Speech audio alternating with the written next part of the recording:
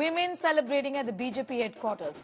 Certainly talking about the historic feat that this is really. Parliament approved the women's quota bill. Massive celebrations at the BJP headquarters in the national capital. Women workers of the Bharatiya Janata Party will welcome Prime Minister Modi at 10. He is scheduled to arrive at the venue. On Thursday, all 214 MPs in Rajya Sabha unanimously voted in favour of this bill. With this sweeping success, there will be 1/3 of the seats reserved in Lok Sabha and state assemblies for women.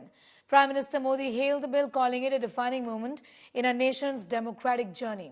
He extended his gratitude to all the Rajya Sabha MPs members who voted for the Nari Shakti Vandan Adhiniyam. मैं सभी माननीय सांसदों ने अपनी बात के प्रारंभ में तो पहले ही कहा है कि हम इसका समर्थन करते हैं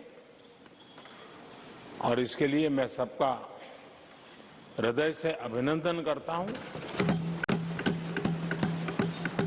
हृदय से आभार व्यक्त करता हूं। एक नई सुबह देश की राजनीति में नरेंद्र भाई मोदी जी ने संकल्प किया था कि ये भवन इतिहास का साक्षी रहेगा। कौन जानता था कि 72 घंटों में ही इतिहास का सबसे सुनहरा पन्ना महिला नेतृत्व की दृष्टि से स्वयं राष्ट्र सेवक नरेंद्र मोदी लिखेंगे। हम बार बार कहते थे मोदी है तो मुमकिन है। आज पुनः उन्होंने ये साबित कर दिया।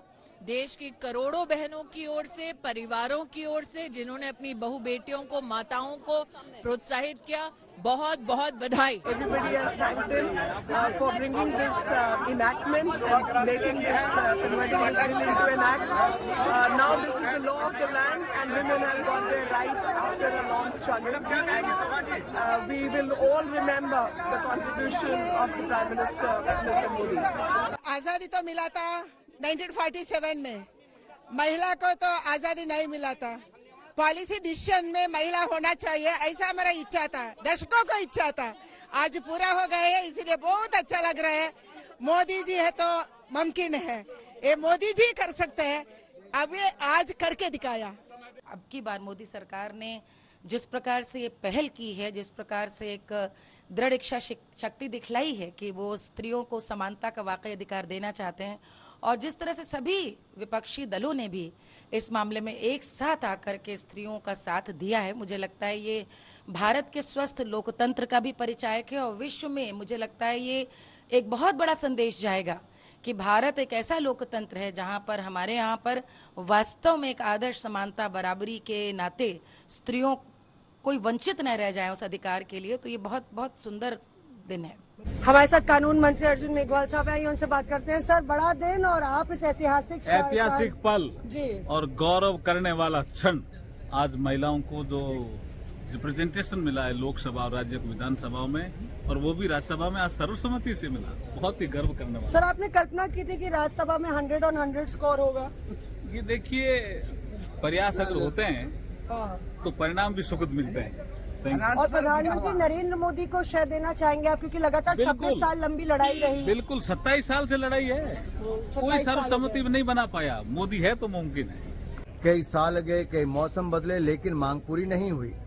लेकिन संकल्प से सिद्धि तक की यात्रा के लिए जो जाने जाते हैं, जो वायदे करके पूरा करना जानते हैं, उन्हें कहा था नए संसद भवन में नए कीर्तिमान और नए इतिहास रचेंगे, और वो करके दिखाया है। जो 30 वर्ष तक नहीं हुआ, वो महिला आरक्षण बिल यानी कि हमारी नारी शक्ति वंदन बिल को आज पास किया गया। मैं बहुत बहुत बधाई देता हूं। Palmi continues to be with us. Palmi, for our viewers, once again, take us through what you really see around you as far as the celebrations at Bharatiya Janata Party headquarters is concerned in the national capital. In just about 45 minutes from now, the Prime Minister is expected there. Palmi.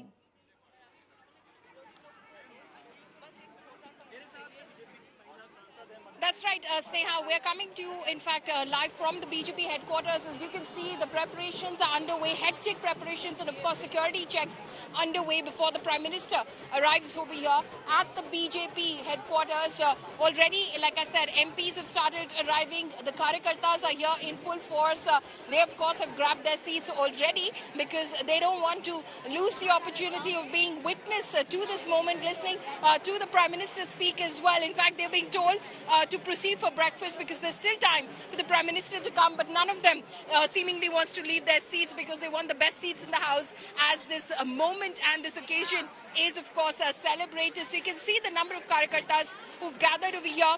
You can see all of them who are here early this morning in a celebratory mode, clearly realizing that this is a momentous occasion. They're all participating in this, raising slogans in favor of the Prime Minister. Let's just get in a word from Ms. Riti Pathak, Sansad, Member of Parliament. Ma'am, आप थी, लोकसभा में debate हुआ, राज्यसभा में भी पास हुआ. ऐसा मौका कितने सालों से कोशिश की जा रही थी कि आए पर आया नहीं था. 27 सालों से ये महिला सशक्तिकरण का बिल लंबित पड़ा हुआ था और ये देखिए हमारे हिस्से में था, इसलिए हमने किया. और मुझे कहते हुए बड़ी खुशी की अनुभूति हो रही है कि ये हमारे देश के नेतृत्व के हिस्से में था, जिन्होंने इस देश को चांद पर पहुंचाया, जिन्होंने इस देश में स्वतंत्रता के नए प्रतीक नए संसद भवन में नई इबारत लिखी. महिला सशक्तिकरण को, आपको, हमको, हमारा मान सम्मान अधिकार सुरक्षित किया. मैम, कितना जरूरी था ये करना? 1/3 सीट्स रिजर्व करना महिलाओं के लिए कितना जरूरी हो गया था? निश्चित रूप से देखिए, कुछ चीजें जब व्यवस्थित होती हैं तो बहुत जरूरी होती है. हम गृहिणी हैं और हमें लगता है कि हमारे घर का सामान हर एक जगह में अपनी जगह में कायम रहे, व्यवस्थित रहे, तब हमारा घर सुंदर होगा. इस देश को सुंदर बनाने के लिए जिसने सृष्टि को सुंदर बनाया है, उस पर ध्यान देना, उसका सम्मान करना बहुत ज्यादा जरूरी है.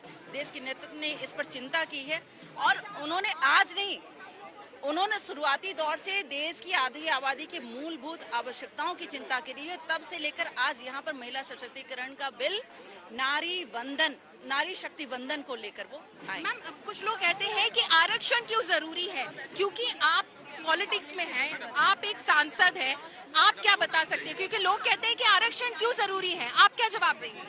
नहीं, देखिए, मैंने तो सिर्फ व्यवस्था की बात की है. ये आरक्षण के दृष्टिकोण से इसको नहीं देखा जाता. ये देश की आधी आबादी के मान के दृष्टिकोण से देखा जा सकता है. इसलिए सबसे पहले तो खुश होइए और वंदन कीजिए, अभिनंदन कीजिए कि इस राष्ट्र को सशक्त बनाने के लिए हमारा नेतृत्व आगे बढ़ा है.